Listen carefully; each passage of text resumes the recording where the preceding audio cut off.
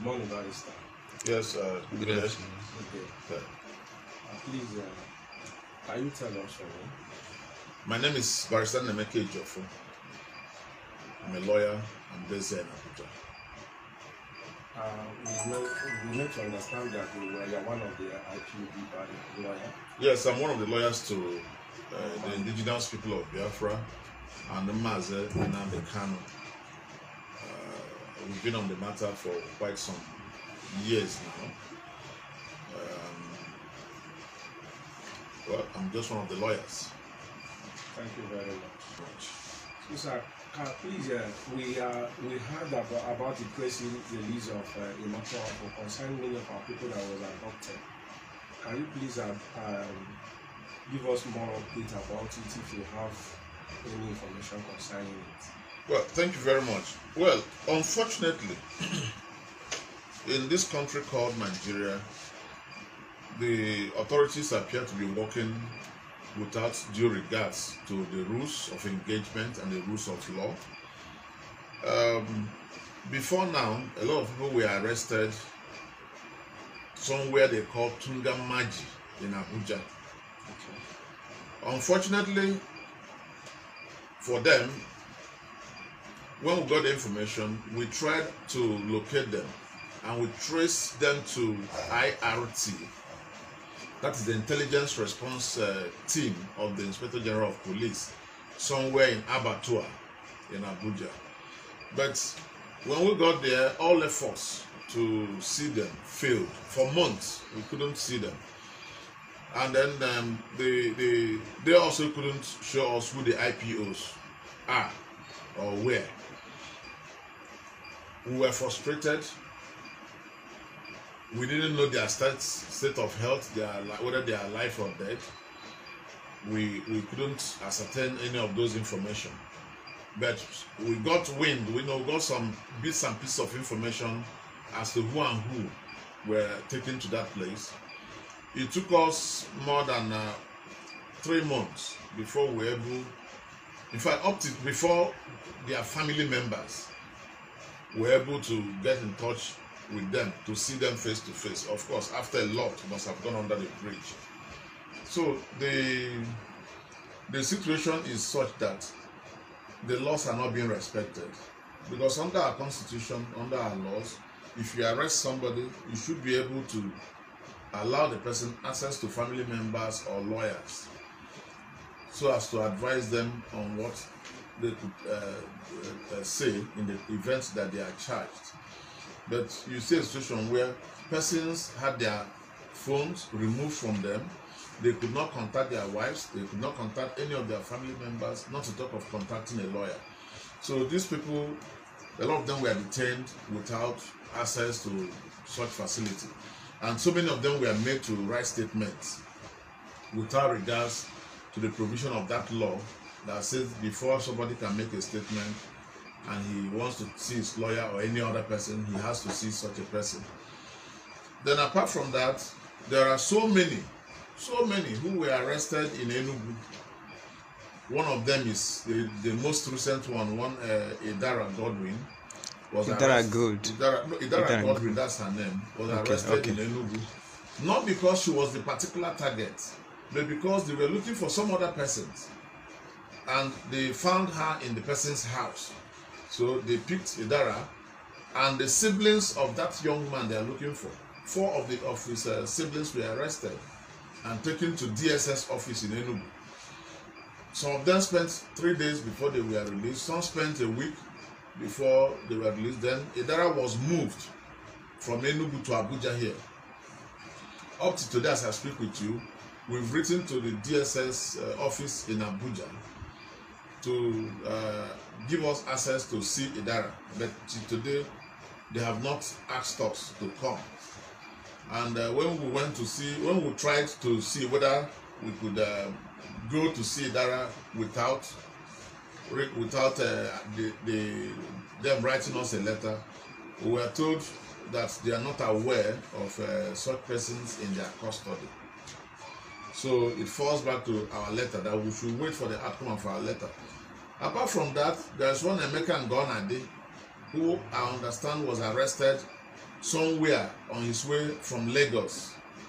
He was arrested somewhere around Ore. He was brought to DSS office here in Abuja. He was arrested on the 21st of April, brought to DSS office in Abuja. Nobody knew where he was until some persons who were arrested and detained, some of these who they call Buhari Must Go group, were arrested and detained in DSS. It was when those guys were released that they told us, we have one Emeka Ngonade and about 15 other persons. So lawyers moved in. Luckily, one young man, Festus Ogun, the Yoruba man, the lawyer, moved into the matter, filed applications for his fundamental right. Then the DSS sent in a response to those applications, alleging that they have transferred him in September to Wawa Barracks, Military Detention Center in Niger State. You know, and of course, nobody knew. This Emeka Ngonade has no access to call any of his relations. Till today, as I speak with you, none of his relations have heard from him. They sent him with gold, Idara. Nobody has heard from her. Whether she's alive or dead, we didn't know. There's one Ngozi Umadi, detained also here. Nobody knew where she was. They brought her from, I think, Anambra State. They brought her from Anambra to this place, to IRT office, the police office in Abuja. Nobody knows where she was. People have been going to the extent that we have gotten an order through the chambers of Ifeanyi Ejiofor for her to be released on bail, and then compensation of 50 million naira to be paid to her for unlawful arrest and detention. But as I speak to you, she is still under that detention, despite the fact that the courts have served them the orders it made for her immediate release. So we have a country where laws are not respected, judgments are not respected. The executive arm of government do as if they are super gods, you know. Then we also heard of about 10 other persons currently in detention somewhere in the same IRT, you know. And we were worried because these persons are ordinarily people whose parents, whose relations ought to know where they are. There's one Emmanuel Ukwosa, there's one Ifeyinwa Egole, Maria Eze, Livinus Barnabas, Darlington, then there's one Nnabike, one Raphael, and then another one they call Stanley.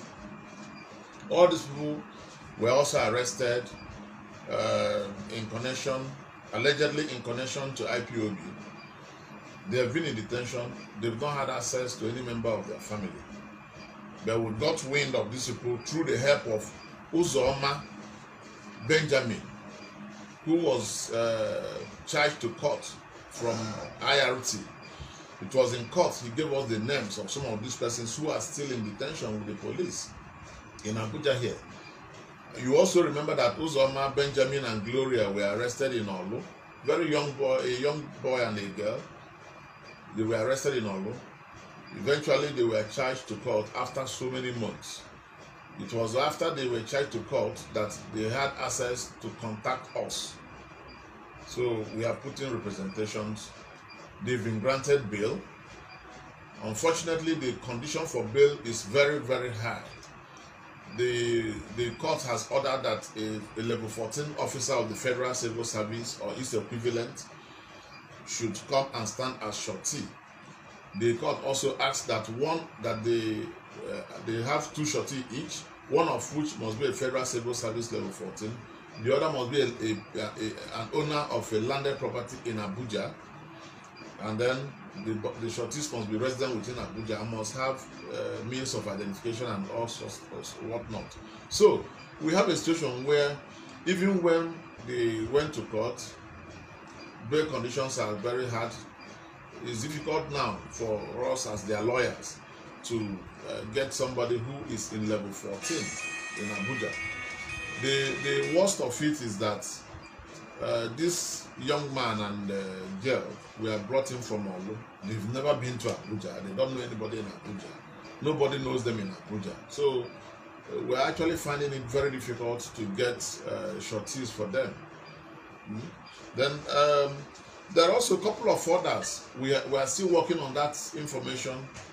They say there are about 15 of them who were taken to Mina again, and then some to Kaduna prisons. We have not gotten their details yet, but we are hoping that as soon as we can, we'll get their details and then we'll swing into action. We also know that there are others they arrested from Ebonyi. About 15 of them were arrested from Ebonyi. We have filed a matter in court on their behalf. We've not been allowed to see them. The Nigerian Bar Association, Abuja Buhari branch, also got involved and wrote a letter to the DSS to allow them see these 15 persons. One of those 15 persons is a lawyer. But unfortunately, as I speak to you now, we have not been able to see any of them. The two drivers of the Sienna vehicles that brought them to Abuja were released. It was even through those drivers that we got to know they were arrested by DSS. Otherwise, we only heard that they were arrested somewhere in Lokoja after they came for Nnamdi Kanu's matter in Abuja. On their way back to Lokoja, to Ebonyi State, they were stopped by the Navy checkpoint there, and they were told to wait that some people are coming to Abuja to see them. Only for DSS officials to come and meet them in Lokoja, arrested the two vehicles with the passengers and brought them back to Abuja. And since then, nobody has seen them. Their relations have not seen them. We are not able to reach them. We've made also all manner of applications to see whether they will allow us to see them, to no avail. The branch, Nigerian Bar Association, Buhari branch, wrote officially to see them, to no avail. So it's just an unfortunate and a helpless situation, because if you are dealing with people who see the rule of law as the guiding principle in whatever they do, it will be a different scenario and a different situation. It will mean that everybody is working based on law and equity. But in this case, you have a situation where you are working blindly. You don't know where they kept your client, but you know that they have your client. Those who have your client are acting as kidnappers. Because to me, it's like kidnapping somebody. Because if it's not kidnapping, then what would you call picking somebody up from a destination, from a place, bringing him into Abuja without allowing the person access to his family members or lawyers? They don't want anybody to know where the person is. That is how kidnappers behave. So if you look at those they kidnap along Kaduna Abuja Road, and the ones they kidnap along Abaji, Okene and all those places, it's the same way. The kidnapper will kidnap you, but will not allow you to reach your people to know your location. So if our security agencies want to work as security agencies, then they must remove that toga of kidnap and work as security agencies. If you arrest somebody, tell the person, be happy, tell them, please call your people so that they know you are with us. But if you hide them, your victim, as it were, you don't want anybody to know, you don't want anybody to see, know where he's kept, then what is the difference between you and bandits? You know, so our police officers, our security agencies, the DSS, we should try to live above that kind of standard. We're not in Afghanistan. Even in Afghanistan, I think there is law and order. If you are arrested, you'll be told, look, this is where we are taking you to. You know,